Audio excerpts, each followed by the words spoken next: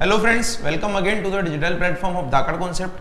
आज आपके लिए लेकर आए हैं बैंकिंग अवेयरनेस का नेक्स्ट सेशन। प्रीवियस सेशन में बात कर रहे थे पेमेंट एंड सेटलमेंट सिस्टम, उससे रिलेटेड और चीज़ों के बारे में जानेंगे। हमने देखा था कि आरबीआई का एक वर्क है पेमेंट एंड सेटलमेंट सिस्टम, और उस पेमेंट सेटलमेंट सिस्टम में बहुत सारी चीज़ें हैं, तो उसके बारे में आइए जानते हैं।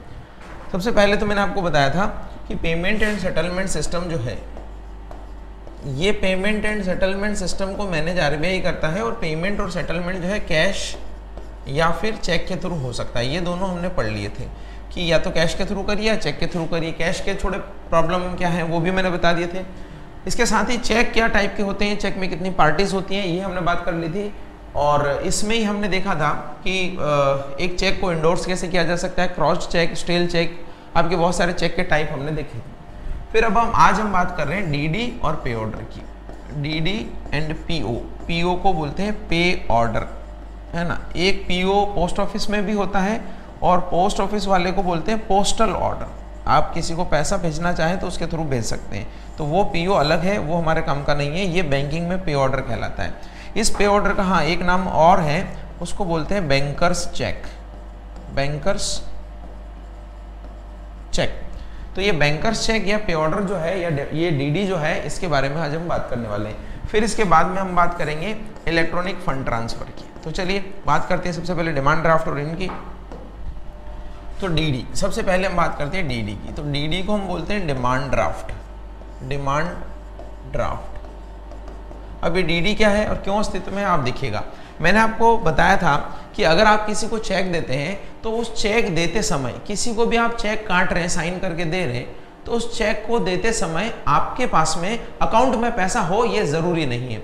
जैसे मैंने कल आपको कई सारे एग्जांपल बताए थे कि ए एक पीएनबी का कस्टमर है और ये बीएसएनएल को चेक देता है या ये बी को चेक देता है। तो ए जब इसको दे रहा है कि 50 लाख का चेक दे रहा है मान लीजिए, तो जरूरी नहीं है कि ए का खाता जो पीएनबी के पास है उसमें 50 लाख रुपए हो सकता है कि उसमें 50 रुपए हो केवल, लेकिन चेक कितने का काट दिया है, 50 लाख रुपए का काट दिया है। तो ये एक समस्या हो सकती है चेक के साथ में, क्योंकि चेक लिखते समय, चेक साइन करते समय आपके अकाउंट में कितना पैसा है उस समय पता भी नहीं लगता सामने वाले को, और दूसरा उस समय आपको भी कोई बंदिश नहीं होती, आप चाहे चेक कितना भी काटिए। बाद में अगर आपके अकाउंट में 50 रुपए है केवल और 50 लाख का चेक है, तो चेक क्या हो जाएगा, डिसऑनर हो सकता है। तो इसके बारे में भी हम बात करते हैं। तो अब देखिए इसी से रिलेटेड क्या चीजें हैं। तो इसके लिए ये जो आपका पेमेंट सिस्टम आया है डिमांड ड्राफ्ट, और डिमांड ड्राफ्ट क्या है, ये एक प्रीपेड इंस्ट्रूमेंट हो गया आपका। ये डिमांड ड्राफ्ट क्या हो गया, प्रीपेड इंस्ट्रूमेंट हो गया, और ये ज्यादा ट्रस्टफुल है। प्रीपेड इंस्ट्रूमेंट हो गया, इसका मतलब क्या कि आपको चेक में पहले पैसा नहीं देना पड़ता था। आप अपना बैंक में अकाउंट खुलवाइए, आपको चेकबुक मिल जाएगी। अब आप लाख का चेक काटिए, 1000 का काटिए, करोड़ का काटिए, उससे कोई फर्क नहीं, क्योंकि आप पहले पैसा नहीं देना पड़ रहा है। जब चेक जिसको आपने दिया है वो सामने वाला अगर आपके बैंक में चेक प्रेजेंट करता है तब आपको पैसे की जरूरत होती है, पहले नहीं होती है। लेकिन कई बार सामने वाला अगर आप पे विश्वास नहीं करे तो आप उसको डिमांड ड्राफ्ट दे सकते हैं। डिमांड ड्राफ्ट चूंकि एक प्रीपेड इंस्ट्रूमेंट है, और प्रीपेड इंस्ट्रूमेंट का मतलब है कि आपको फर्स्ट पे करना पड़ेगा कोई भी अमाउंट का जो आपका डिमांड ड्राफ्ट बनाना है, और फिर आप उसको इशू करा सकते हैं बैंक से। तो इसमें क्या है, प्रीपेड इंस्ट्रूमेंट है, इसमें ट्रस्ट भी ज्यादा है। ट्रस्ट ज्यादा क्यों है, क्योंकि ये कभी भी इस तरीके से डिसऑनर नहीं होगा कि पैसा नहीं है। पैसा तो आप पहले बैंक को दे रहे हो, यानी आप क्या कर रहे हो, एक बैंक है जिसको मीडिएटर बना रहे हो आप, ए और बी के बीच में बैंक मीडिएटर है। आपने पेमेंट इसको कर दिया पहले प्रीपेड, और फिर बैंक ने आपको क्या दिया, डीडी दिया, और वो डीडी आपने किसको दे दिया, बी को दे दिया। जब बी के पास वो डीडी आया तो बी को ये एश्योरेंस है कम से कम कि चूंकि ये डीडी है, और डीडी है तो पैसा कहाँ पड़ा हुआ है, बैंक के पास पड़ा हुआ है। तो इस तरीके से प्रोसेस चलती है, तो ज्यादा ट्रस्टफुल है। इसमें एक और चीज जो है मैं बात करूं, ये जो है 3 मंथ्स के लिए, ये भी 3 मंथ्स के लिए ही वैलिड है। ये भी जो है सेम 3 मंथ्स के लिए ही वैलिड है, ठीक है, चेक की तरह। अब आप देखिए यहाँ पर एक और चीज जो इससे रिलेटेड है वो आपको जानना चाहिए, इंपॉर्टेंट है वो, कि ये जो है आउट स्टेशन पेमेंट के लिए यूज होता है। आउट स्टेशन पेमेंट, अब ये क्या चीज है इसके बारे में बात करते हैं। यानी डिमांड ड्राफ्ट जो है वो आपको हमेशा तभी काम आएगा जब आप अपना पेमेंट जो है यहाँ जोधपुर से या कहीं और से दूसरी सिटी भेजना चाहते हैं, तो फिर आपका क्या होगा, वो अलग अलग जगह के लिए, अलग अलग सिटी के लिए पेबल बनेगा। जैसे आप अगर जोधपुर में ही किसी को पेमेंट देना चाहते हैं तो आप कैश दे सकते हैं, आप चेक दे सकते हैं, लेकिन आप डिमांड ड्राफ्ट नहीं दे सकते। डिमांड ड्राफ्ट क्यों नहीं दे सकते? क्योंकि डिमांड ड्राफ्ट जो है हमेशा आउट स्टेशन के लिए यूज होता है, यानी एक जगह से दूसरी जगह के लिए। तो आप क्या करेंगे, इसकी कैसे प्रोसेस रहेगी कि जैसे ए है और उसका पीएनबी में खाता है, तो उसने मान लीजिए बी को पैसा देना है और बी जो है दिल्ली है, बी रहता है दिल्ली और ये रहता है जोधपुर। तो आप देखिए कि दिल्ली रहता है, उसका अकाउंट एसबीआई में या किसी में भी हो, जब आपने इसको डिमांड ड्राफ्ट दिया तो ये क्या करेगा, एसबीआई से वहां पैसा मांग लेगा और उसी स्टेशन पे क्लियर हो जाएगा, यानी आउटसाइड सिटी के लिए ये पॉसिबल है। लेकिन अगर हमें लोकल में इसको करना है तो लोकल में ये संभावना नहीं है। तो ये चेक का ही काम करता है, इसमें कोई फर्क नहीं है, ये एक तरीके का चेक ही है, लेकिन इसमें फर्क ये है कि ये प्रीपेड इंस्ट्रूमेंट है, चेक प्रीपेड इंस्ट्रूमेंट नहीं है। 3 महीने के बाद ये क्या हो जाएगा, 3 महीने के बाद ये स्टेल हो जाएगा, यानी 3 महीने के बाद ये चेक आपके काम का नहीं रहेगा। दूसरी चीज, ये जो है डिसऑनर नहीं होता है। डिसऑनर के बारे में मैंने आपको थोड़ा बताया नहीं था कल, अभी बता देता हूं मैं। डिसऑनर नहीं होता है। क्यों डिसऑनर नहीं होता है? क्योंकि ये फंड तो आप पहले जमा करा रहे हो ना, तो कभी भी ऐसा प्रॉब्लम नहीं आएगा कि फंड नहीं है। चेक डिसऑनर हो सकता है। चेक डिसऑनर कैसे हो सकता है? आप इस डिसऑनर वर्ड को थोड़ा ऐसे समझिएगा कि डिसऑनर का मतलब होता है आपकी लैंग्वेज में बाउंस। आप जो बोलते हैं चेक बाउंस हो गया, बाउंस, डिसऑनर, रिटर्न, ये सारे एक ही शब्द है, एक ही जैसे वर्ड है।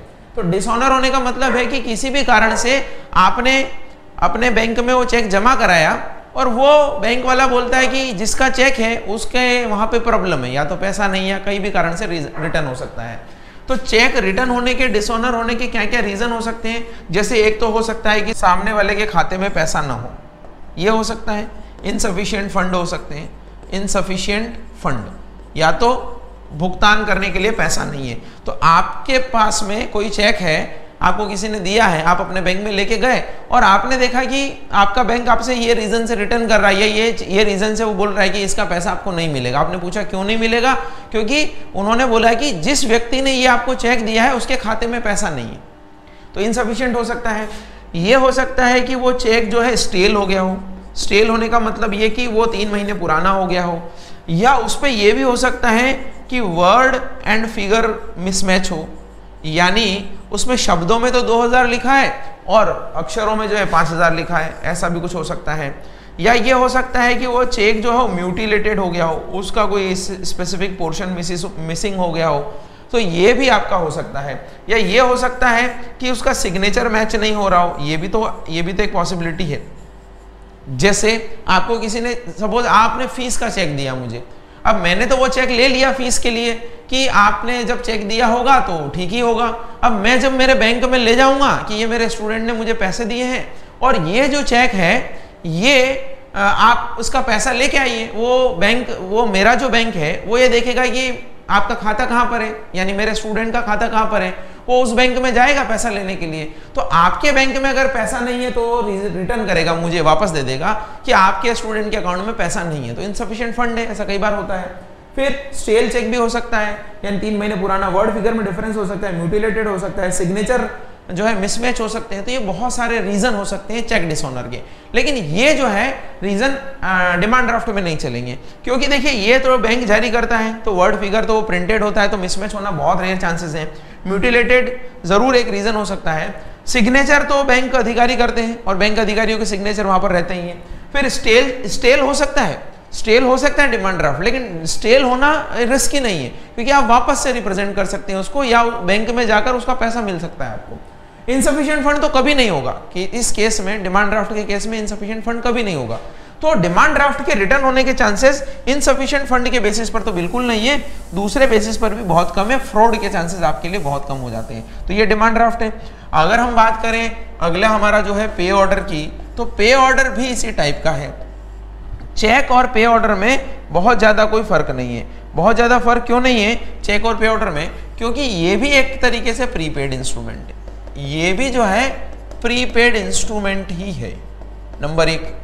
नंबर 2, ये भी जो है ट्रस्टफुल है, यानी आपको पहले जब प्रीपेड देना है तो ट्रस्ट बनेगा। फिर ये भी जो है 3 मंथ्स के लिए ही वैलिड है, 3 महीने के लिए ही वैलिड होगा। और ये भी जो है आपका दूसरे के लिए दिया जाता है, लेकिन ये जो है इन लोकल यूज, यानी ये लोकल यूज में आता है। अगर आपको जोधपुर से जोधपुर में पैसा देना है, तो जोधपुर से जोधपुर में अगर आपको पैसा देना है तो आप क्या यूज करेंगे? पे ऑर्डर, पीओ। तो आप ये समझिए कि एक चेक है जिसमें ट्रस्ट कम है, एक डिमांड ड्राफ्ट या पे ऑर्डर है जिसमें ट्रस्ट ज्यादा है। इनका अगर लोकल वर्जन की बात करें तो लोकल वर्जन है पे ऑर्डर, और अगर हम बात करें इसका अदर सिटी के लिए या हम दूसरे शहर के लिए भेजना चाहें तो वो है डिमांड ड्राफ्ट। बाकी इनमें कोई फर्क नहीं है डिमांड ड्राफ्ट और पे ऑर्डर में। तो आपको समझ आया होगा कि ये दो और चीजें हैं जो डिमांड ड्राफ्ट और पे ऑर्डर आपके लिए काम की है। अब हम देखिए डिमांड ड्राफ्ट और पे ऑर्डर या चेक का सेटलमेंट कैसे होता है उसके बारे में थोड़ा जान रहे हैं, फिर हम बात करेंगे आगे। तो इसके लिए आपको थोड़ा पेशेंस रखना पड़ेगा इस सिस्टम समझने के लिए, क्योंकि अगर आपने सिर्फ अगर अपने बैंक में चेक डाला है और उसका प्रोसेस नहीं समझा है तो अभी समझ में आ जाएगा, लेकिन आपको थोड़ा पेशेंस रखना पड़ेगा, इसके लिए समझिएगा। ए जो है एक कस्टमर है और उसका पीएनबी में खाता है, ठीक है। ए का अकाउंट पीएनबी में है तो उसका जो कैश डिपॉजिट रहता है, उसका जो सारी चीजें रहती है वो कहाँ रहेगी? पीएनबी में रहेगी, ठीक है। अब ये ए पीएनबी से या तो चेक इशू करा ले, या ए पीएनबी से डिमांड ड्राफ्ट इशू करा ले, या ये पीएनबी से पे ऑर्डर इशू करा ले। सारे केसेस में एक ही तरह का सेटलमेंट होगा, ठीक है। तो मान लीजिए ए ने पीएनबी से चेक इशू कराया, डीडी इशू कराया, पे ऑर्डर इशू कराया, ये सारे कुछ भी इशू करा सकता है वो, और इसने दे दिया बी को। अब आप देखिएगा बी जो है उसका अकाउंट है एसबीआई में। इवन आप अगर एसबीआई नहीं माने तो एक चीज और ले लीजिएगा कि अगर बी का खाता कहीं पर भी नहीं है, अभी जो है बी का खाता कहीं पर भी नहीं है, सपोज ऐसा मानिए एक बार के लिए, तो बी का अकाउंट कहीं पर भी नहीं है, तो जब बी को ये चेक या ये मिलेगा तो वो यहां जाएगा पैसा लेने के लिए, है ना। यहां जाएगा तो अगर वो चेक बियरर है, याद करिए कल पढ़ाया था आपको, अगर वो चेक बियरर है, वो चेक ऑर्डर है, तो उसको पैसा यहां से मिल जाएगा, ठीक है। लेकिन डिमांड ड्राफ्ट और पे ऑर्डर के केस में वो पैसा नहीं मिलेगा, क्योंकि डिमांड ड्राफ्ट और पे ऑर्डर जो है ऑलरेडी अकाउंट पे ही होते हैं, यानी वो खाते में ही जमा होते हैं। और चेक में भी जो क्रॉस्ड चेक होते हैं या अकाउंट पे ही चेक होते हैं वो भी खाते में ही जमा होते हैं। इसीलिए अगर वो चेक कौन सा वाला है, वो चेक अगर आपका बियरर है तो फिर बी को यहां जाके पैसा मिल जाएगा, तो ये आपका ड्रॉअर हो जाएगा, ये आपका ड्रॉई हो जाएगा और ये आपका पेई हो जाएगा। ये पार्टीज मैंने कल बताई थी आपको। दूसरा केस क्या हो सकता है? दूसरा केस ये हो सकता है कि वो चेक जो है वो बियरर भी नहीं है, ऑर्डर भी नहीं है, वो अकाउंट पे ही है या क्रॉस्ड है, या फिर वो डिमांड ड्राफ्ट दिया है ए ने बी को। जब ए ने बी को डिमांड ड्राफ्ट दिया है तो बी का खाता मान लेते हैं एसबीआई में है। अब अगर एसबीआई में है तो देखिए इनका और इनका बैंक अलग हो गया, और इनका और इनका अगर बैंक अलग हो गया तो अब ये बी जो है इसका बैंकर तो है एसबीआई और बी का खाता भी एसबीआई में।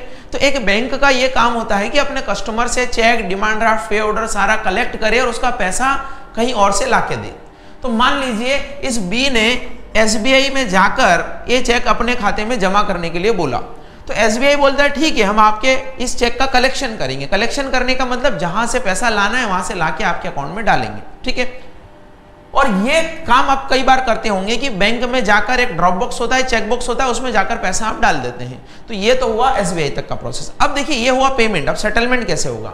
तो एसबीआई क्या करेगा? एसबीआई पीएनबी से पैसा लेके आएगा, और पीएनबी से पैसा लेके आएगा तो पीएनबी से पैसा कैसे लेकर आएगा? तो ऐसा नहीं है कि एसबीआई रोज पीएनबी जाता है। ऐसा होगा तो बड़ी मुश्किल हो जाएगी, क्योंकि एसबीआई के पास एक चेक थोड़ी ना है। एसबीआई के पास कई सारे चेक आते हैं, कई सारे कस्टमर देते हैं, तो वो रोज रोज पीएनबी के पास नहीं जा सकता। और अगर पीएनबी के पास जाएगा तो उसको तो दूसरे बैंकों के पास भी तो जाना पड़ेगा। तो दिन भर एसबीआई के कर्मचारी यही काम करते रहेंगे, कभी बीओबी जाएंगे, कभी पीएनबी जाएंगे, कभी एसबीआई जाएंगे, बहुत सारे जो है वो अलग अलग बैंकों में जाते रहेंगे। तो इस समस्या को दूर करने के लिए इन सारे बैंकों ने क्या किया? एक क्लियरिंग हाउस का सिस्टम बनाया। इसको समाशोधन गृह बोलते हैं हिंदी में, और इंग्लिश में बोलते हैं क्लियरिंग हाउस। क्लियरिंग हाउस, तो क्लियरिंग हाउस का सिस्टम बनाया। हालांकि ये भी चेंज हो गया है, मैं थोड़ा पुराना सिस्टम आपको बता रहा हूं। तो उसमें क्या करते थे कि क्लियरिंग हाउस में बीओबी वाले भी आ जाते थे, क्लियरिंग हाउस में कैनरा बैंक वाले भी आ जाते थे, और क्लियरिंग हाउस में यूको बैंक वाले भी आ जाते थे। सारे बैंक यहीं पर आ जाते थे, और सारे जब एक जगह इकट्ठा हो जाते थे तो एसबीआई को अपने कस्टमर का चेक किसको देना है? पीएनबी को। पीएनबी दे देता था। मान लीजिए पीएनबी के पास एसबीआई का चेक है, इस ए के पास में किसी ने एसबीआई का चेक दिया तो पीएनबी भी अपने कस्टमर का चेक एसबीआई को देगा। तो ऐसे ये अदला बदली कर लेते थे चेक की क्लियरिंग हाउस में। और ये जो क्लियरिंग हाउस था पहले तो बहुत ही ट्रेडिशनल टाइप से चलता था, लेकिन इसमें टाइम के साथ साथ सुधार हुआ और इसको माइकर बेस्ड क्लियरिंग हाउस हम बोलने लग गए थे। तो माइकर बेस्ड क्लियरिंग हाउस का मतलब है कि magnetic ink character recognization based clearing house. आपने देखा होगा, एक मैं चेक की इमेज बताता हूं आपको, फिर वापस इस पे आएंगे। देखिए ये चेक की इमेज है एक, और इस चेक की इमेज में आप देख रहे होंगे कि हर चेक के नीचे यहां पर एक नंबर रहता है। ये देखिए, ये आपको दिख रहा होगा, इसको सॉरी ये तो चेक नंबर है, और ये देखिए ये क्या है, ये माइकर नंबर है। ये माइकर नंबर जो है 9 डिजिट का होता है, ठीक है। तो ये जो माइकर नंबर है, इस माइकर नंबर के बेसिस पर हम पहचानते हैं, एक्चुअली मैग्नेटिक इंक में लिखा जाता है तो मशीन इसको पहचान लेती है। तो इसमें क्या होता है, ये पहले 3 अक्षर तो होते हैं सिटी का पिन कोड, कि किस सिटी का है। फिर दूसरे जो ये अक्षर होते हैं, ये होते हैं किस बैंक का कोड है। जैसे एसबीआई का कोड यहाँ पर 002 है, तो आप देखिएगा आपके पास भी अगर कोई एसबीआई का चेक है तो उसका कोड भी 002 होगा। और ये फिर है ब्रांच का कोड। तो ये माइकर कोड से ये पहले क्लियरिंग वाले पहचान लेते थे इसको, ठीक है। तो क्लियरिंग हाउस में गया और माइकर कोड से इसको पहचान लिया, और वो माइकर मशीन जो होती थी, वो माइकर मशीन क्या करती थी, सब लोगों का चेक इकट्ठा करती थी, और उस चेक इकट्ठा करने के बाद में अलग अलग सॉर्ट आउट कर देती थी। माइकर कोड पढ़ के ये देख लेती थी कि एसबीआई का चेक है, कि पीएनबी का चेक है, कि बीओबी का चेक है, किसका चेक है, वो देख लेती थी। इस सिस्टम से भी हम आगे बढ़ गए। अब इस सिस्टम से हम आगे क्या बढ़ गए, हमारा नया जो सिस्टम आया वो सिस्टम आया सीटीएस, उसको हम बोलते हैं चेक ट्रंकेशन सिस्टम। अब चेक ट्रंकेशन सिस्टम क्या है, देखिए हमें पहले जो है क्लियरिंग हाउस जाने की जरूरत पड़ रही थी, सारे बैंक जो है यहीं पर आ रहे थे, है ना। लेकिन अब इसमें यह भी जरूरत नहीं है। इसमें यह भी जरूरत नहीं का मतलब यह है कि अगर आपके पास सीटीएस की सिस्टम है तो आप ये कर सकते हैं। सबसे पहले ये 2008 में चालू हुआ था और दिल्ली में चालू हुआ था ये, और फिर बाद में धीरे धीरे दिल्ली चेन्नई सब करके 2013 में ये अक्रॉस द कंट्री चालू हो गया, यानी पूरे भारत में चालू हो गया। इसका क्या मीनिंग है, इसमें देखिए कि वही एग्जांपल वापस लेते हैं कि ए पीएनबी का कस्टमर है, और ए ने चेक किसको दिया था, बी को दिया था, और बी का बैंक कौन है, एसबीआई। तो ये दोनों आपस में पहले मिल रहे थे। अब एसबीआई ये काम नहीं करेगा। एसबीआई क्या काम करेगा कि एसबीआई जो है इस चेक की इमेज और इससे रिलेटेड डेटा, ये दोनों जो है वो सीधा भेज देगा कहां पर, इनका जो क्लियरिंग हाउस है वहां पर। यानी ये क्लियरिंग हाउस अब जाना नहीं पड़ेगा। क्लियरिंग हाउस भेजने का मतलब है कि जैसे आरबीआई मान लीजिए, आप अलग अलग जोन बटे हुए हैं वैसे तो, लेकिन आप फिर भी दिल्ली, चेन्नई और मुंबई 3 जोन है, तो उन 3 जोन में जो है वो भेजता है। तो मान लीजिए ये एसबीआई क्या करेगा, आरबीआई को वो इमेज और डेटा अपलोड कर देगा, और पीएनबी जो है वहां से डाउनलोड कर लेगा। यानी एक पोर्टल समझ लीजिए कि एक पोर्टल पे सारे बैंक अपना डेटा अपलोड करेंगे आरबीआई के पास में, और सारे बैंक जब अपना डेटा अपलोड करेंगे तो वो जो अपलोड हुआ है वहां पे जो सॉफ्टवेयर है वो सारे बैंकों के चेक इमेजेस अलग अलग कर देगा, क्योंकि उसके साथ में डेटा अटैच है। और जब सारे बैंकों के चेक अलग अलग हो जाएंगे तो फिर पीएनबी क्या करेगा, पीएनबी जो है ये वाला बी वाला चेक एसबीआई को गया, एसबीआई ने, अब फिजिकल चेक नहीं गया, ध्यान रखिएगा, फिजिकल चेक नहीं गया, उसका डेटा और उसकी इमेज गई, और उस इमेज को आरबीआई से डाउनलोड किसने कर लिया, पीएनबी ने डाउनलोड कर लिया। और जब पीएनबी ने डाउनलोड किया तो उस इमेज के बेसिस पर ये पीएनबी क्या देखेगा कि एक अकाउंट में पैसा है या नहीं, एक के साइन मैच हो रहे कि नहीं हो रहे, चेक तो सब है, डेट सब है, सारी सही है, ये सब देखेगा। और अगर ये सब है तो फिर वो पैसा किसको ट्रांसफर कर देगा, एसबीआई को। और अगर सब नहीं है, चेक का सिग्नेचर सही नहीं है, अमाउंट सही नहीं है, तो फिर वो क्या करेगा, इस चेक को डिसऑनर कर देगा, वापस भेज देगा किसको, एसबीआई को, इंफॉर्मेशन भेज देगा कि ये चेक जो है सही नहीं है। तो इस तरीके से प्रोसेस काम करती है। अब इस प्रोसेस में क्या फायदे हुए देखिए, एक तो आपको रोज रोज क्लियरिंग हाउस नहीं जाना पड़ा, आपको इलेक्ट्रॉनिक रूप से काम हो गया।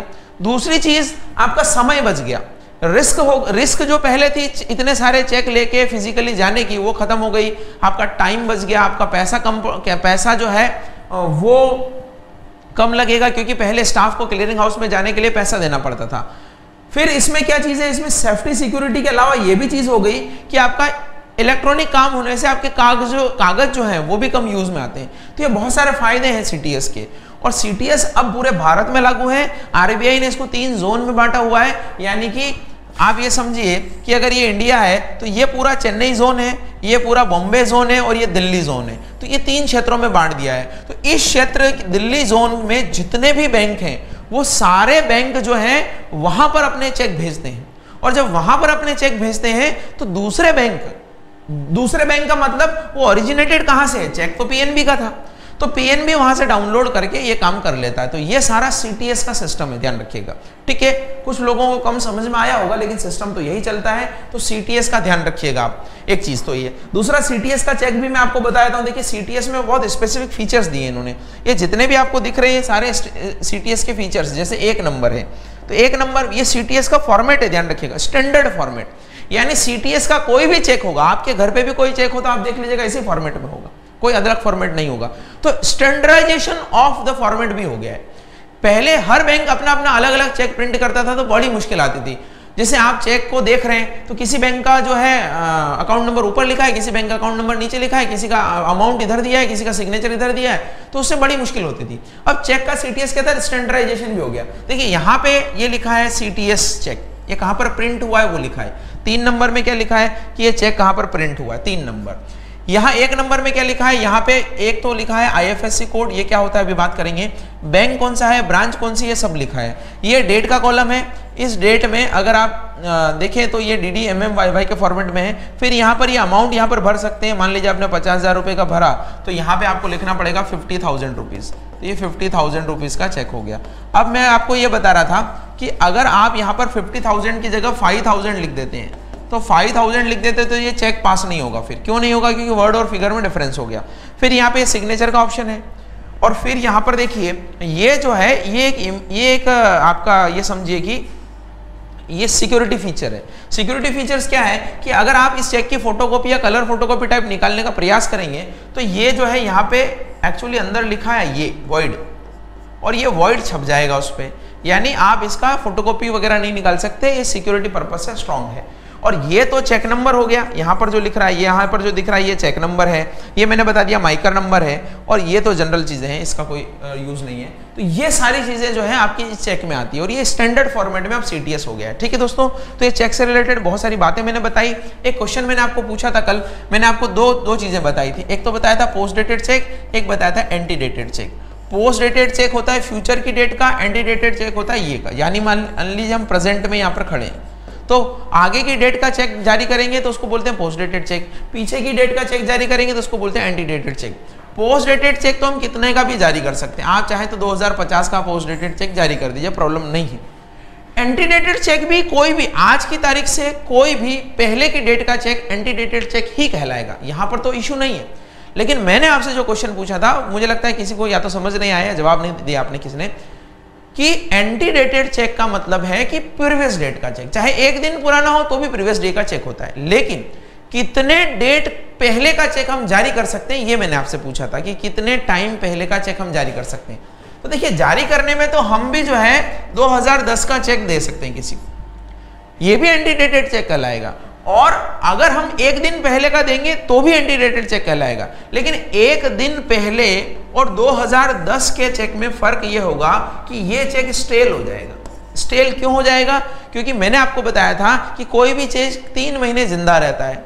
अगर आपने उस चेक पर डेट डाल दी 2010, इसका मतलब उसका जन्मदिन हो गया 2010, तो अब 10 साल तक तो जीवित रहेगा नहीं। इसका मतलब कोई भी चेक पुरानी डेट का है एंटी डेटेड होगा, लेकिन वो तभी जिंदा रहेगा जब आप उस पर केवल 3 महीने पहले की डेट डालेंगे। अगर 3 महीने से ज्यादा पहले की डेट डाल दी आपने तो उसका जो है जन्म के समय ही मृत्यु हो जाएगी उसकी, क्योंकि आपका चेक 3 महीने ही वैलिड होता है। जैसे मान लीजिए अभी जो है हम मान लीजिए जून में हैं और जून के लिए हम मान लीजिए जनवरी का चेक इशू कर रहे हैं, तो देखिए 6 महीने पुराना हो गया है। 6 महीने पुराना चेक एंटी डेटेड तो कहलाएगा लेकिन वो किसी काम का नहीं रहेगा। इसीलिए ये आपका सिस्टम जो है काम करता है कि हम पुराना चेक दे किसी को, लेकिन वो 3 महीने से ज्यादा पुराना नहीं हो। तो यही क्वेश्चन मेरा था कल आपसे।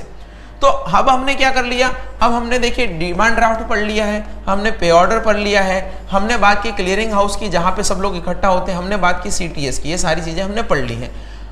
अब यहां पर प्रॉब्लम क्या है, यहां पर प्रॉब्लम यह है कि काम फिर भी मैन्युअल है, चाहे इलेक्ट्रॉनिक है, लेकिन यहां पर प्रॉब्लम क्या है कि कम से कम इतना तो आपको करना ही पड़ेगा कि ए किसको चेक दे, बी को चेक दे, चेक तो देना पड़ेगा ना, डिमांड ड्राफ्ट तो देना ही पड़ेगा। हम ये सोच रहे हैं कि ऐसा सिस्टम आ जाए जब ए और बी जो है कोई भी लेन देन ही ना करे, चेक देना की जरूरत ही ना पड़े, तो फिर हम क्या करेंगे, ए जो है बी को इलेक्ट्रॉनिक पैसा ट्रांसफर कर देगा। तो ये इलेक्ट्रॉनिक फंड ट्रांसफर के बारे में हम जो है बात करेंगे। तो EFT के बारे में हम बात कर रहे हैं कि ए और बी के बीच में जो ट्रांजैक्शन होता है उसमें अगर उनको चेक देने की जरूरत ना पड़े तो इलेक्ट्रॉनिक फंड ट्रांसफर की हम बात करते हैं, इलेक्ट्रॉनिक फंड ट्रांसफर।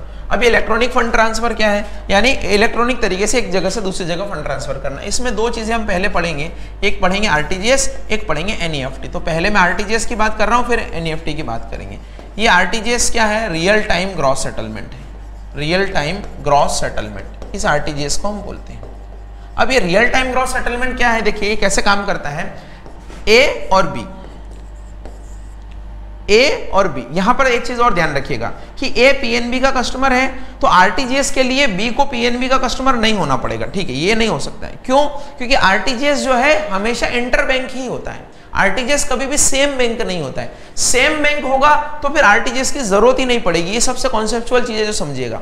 RTGS के लिए अदर बैंक चाहिएगा ही चाहिएगा, नहीं तो अगर दोनों ही PNB है तो दोनों ही PNB है तो कुछ भी जरूरत नहीं है। PNB के सर्वर से पैसा PNB के सर्वर में ही जा रहा है, पैसा क्या है, इलेक्ट्रॉनिक रूप में पड़ा हुआ है, PNB इधर से उठाएगा उधर डाल देगा। तो RTGS और NEFT तभी काम करेंगे जब आपका दूसरा वाला बैंक जो है वो अलग बैंक हो। तो मान लेता हूं कि ये SBI है। अब पहले क्या हो रहा था, पहले ए जो है बी को चेक दे रहा था कि ठीक है आप ये चेक लीजिए, पैसा जो है आप निकाल लेना।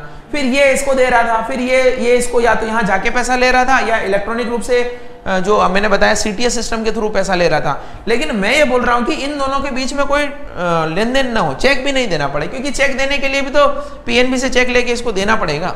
और मान लीजिए दिल्ली बैठा हुआ है, अब ये दिल्ली बैठा हुआ है तो चेक कैसे लेगा, इसको कुरियर करना पड़ेगा। तो ये सारा सिस्टम बहुत लेंदी था, इसको दूर करने के लिए RTGS आया। RTGS कैसे वर्क करता है फिर बाद में हम देखेंगे इसके फीचर क्या है। तो इनके बीच में मीडिएटर RBI है। यहां पर PNB सिर्फ इसको ये बोलता है कि आप क्या करिए, देखिए ए को पैसा भेजना है, ए अब बी के पास नहीं जाएगा, ए सीधा PNB में जाएगा और PNB को रिक्वेस्ट करेगा कि आप मेरे 2 लाख रुपए, 5 लाख रुपए, 10 लाख रुपए बी को भेजिए। तो PNB सबसे पहले इसको क्या पूछेगा, PNB पूछेगा कि बी कहाँ रहता है। तो उसने बोला कि मान लीजिए PNB जो बी है वो दिल्ली में रहता है, तो दिल्ली में रहता है तो अब दिल्ली में उसका बैंक कौन सा है, तो इसने बोला SBI है। कहाँ बैंक है SBI, तो उसने एक स्पेसिफिक नंबर दिएंगे जो IFSC कोड कहलाता है। बस इतना डिटेल ए PNB को देगा, PNB वही मैसेज RBI को करेगा और RBI वो सीधा SBI को करेगा और SBI किसके खाते में पैसा डाल देगा, बी के खाते में। और ये प्रोसेस इतना फास्ट होता है कि आधे घंटे में सब कुछ हो जाता है, यानी ए को चेक बी को देने की जरूरत नहीं है। इवन RTGS आप अपने घर बैठे भी कर सकते हैं नेट बैंकिंग के थ्रू, यानी आप घर बैठे किसी को भी फंड ट्रांसफर कर सकते हैं। तो RTGS ऐसे काम करता है कि ए PNB का कस्टमर है, वो सीधा RBI को मैसेज जाएगा, मैसेज SBI को जाएगा, इसके खाते में पैसा जमा हो जाएगा। अब इसको पैसा किसने दिया, SBI ने, और ए का पैसा कहां पड़ा हुआ है, PNB के पास। इसका मतलब SBI ने जो इसको पैसा दिया है वो किससे लेना पड़ेगा, इससे लेना पड़ेगा। तो कोई बात नहीं, इन दोनों का अकाउंट कहां पर है, RBI के पास में। इन दोनों का अकाउंट अगर RBI के पास में है तो RBI क्या करेगा, इसके अकाउंट से पैसा निकाल के इसके अकाउंट में डाल देगा। लेकिन ये बार बार नहीं करेगा, एक दिन में एक बार, दिन भर में इनके बीच में जितना ट्रांजैक्शन होगा उस ट्रांजैक्शन में देख लेगा कि बैलेंस क्या बच रहा है, और वो बैलेंस RBI एक को दे देगा, या तो इसका बच रहा होगा इसको दे देगा, उसका बच रहा उसको दे देगा। यानी दिन भर ये खेलते रहे RTGS, एक ही एंट्री में शाम को सेटलमेंट हो जाएगा। तो आपको समझ में आया RTGS कैसे काम करता है। अब RTGS के बारे में एक दो चीजें जान लेते हैं। सबसे पहले तो इसका नाम जो है रियल टाइम ग्रॉस सेटलमेंट है। दूसरा, RTGS में और क्या चीजें इंपॉर्टेंट है, तो RTGS में एक इंपॉर्टेंट है कि इसका टाइमिंग, अभी थोड़े टाइम पहले RBI ने बदल दिया था इसका टाइमिंग, 8 बजे से 6 बजे कर दिया है, 8 AM to 6 PM। दूसरा, इसमें अमाउंट, तो अमाउंट जो है मिनिमम अमाउंट इसमें 2 लाख रुपए है, 2 लाख, और मैक्सिमम अमाउंट जो है no limit, sky is the limit, यानी जितना आप चाहें उतना आप कर सकते हैं। ठीक है, अब बात आती है चार्जेस की। तो चार्जेस जो है RBI ने बोला है कि मैक्सिमम चार्जेस जो है वो 30 रुपए हैं। कब तक? अप टू 5 लाख, 5 लाख तक अगर आप ट्रांसफर करते हैं तो 30 रुपए चार्जेस हैं, और 55 रुपए है अबोव 5 लाख, यानी इससे ज्यादा आप चार्जेस नहीं ले सकते। समझ में आया आपको? कोई बैंक चाहे तो अपने कस्टमर से बिल्कुल न ले, 2 रुपए ले, 5 रुपए ले, 10 रुपए ले, वो सारी चीजें लगे, लेकिन मैक्सिमम चार्जेस जो है वो डिसाइड किए आरबीआई ने कि 30 रुपए और 55 रुपए। तो ये आरटीजीएस के बारे में है। एक और आरटीजीएस के बारे में क्या है कि आरटीजीएस जो है बहुत तुरंत काम करता है। तो कैसे काम करता है? जब हम नेफ्ट पढ़ेंगे तो इससे फर्क देखेंगे हम, तो इन दोनों में क्या फर्क है। तो आरटीजीएस आपको समझ में आया होगा कि एक बैंक से दूसरे बैंक में केवल मैसेजिंग के थ्रू सिस्टम होता है, और मैसेजिंग के थ्रू जो सिस्टम होता है उसमें इलेक्ट्रॉनिक रूप से पैसा एक जगह से दूसरी जगह बहुत जल्दी पहुंच जाता है। अब देखिए एक चीज और आपको बता दूं, ये तो हुआ इससे बेसिक रिलेटेड। अगर आरटीजीएस करना है ए को बी को आरटीजीएस करना है, तो आरटीजीएस करने के लिए उसको क्या क्या जो है चाहिएगा। तो नंबर 1 तो बी इसका नाम है, वो नाम चाहिएगा। आपको किसी को भी पैसा भेजना है तो उसका नाम चाहिए। दूसरा उसका अकाउंट नंबर चाहिए, दूसरा उसका अकाउंट नंबर चाहिए, तीसरा उसका आईएफएससी कोड चाहिए। आईएफएससी क्या है? तो नाम और अकाउंट नंबर तो आप समझ रहे हैं। आईएफएससी है Indian financial system code, Indian financial system code. ये 11 डिजिट का कोड होता है, अल्फा न्यूमेरिक। अल्फा न्यूमेरिक का मतलब है कि इसमें अल्फाबेट भी होते हैं और नंबर भी होते हैं। 11 डिजिट का अल्फा न्यूमेरिक कोड होता है। तो ये कोड जो है हर बैंक का अलग है, ध्यान रखिएगा, हर ब्रांच का है, बैंक का नहीं, हर ब्रांच का एक अलग कोड है।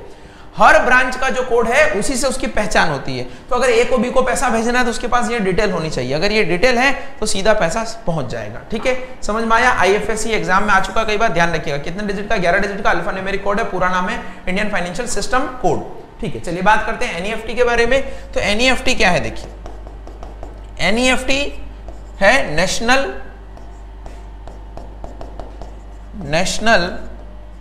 इलेक्ट्रॉनिक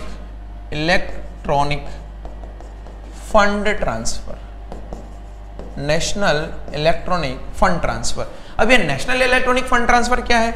ये भी सेम सिस्टम है, कोई फर्क नहीं है। ए बी को पैसा भेजे, ये पीएनबी, ये एसबीआई, यहां पर बीच में कौन इनका मीडिएटर? आरबीआई। मैसेज ए पीएनबी को देगा, पीएनबी आरबीआई को देगा, आरबीआई एसबीआई को देगा, और एसबीआई इसके खाते में पैसा डाल देगा। सेम प्रोसेस है, कोई प्रोसेस नहीं है।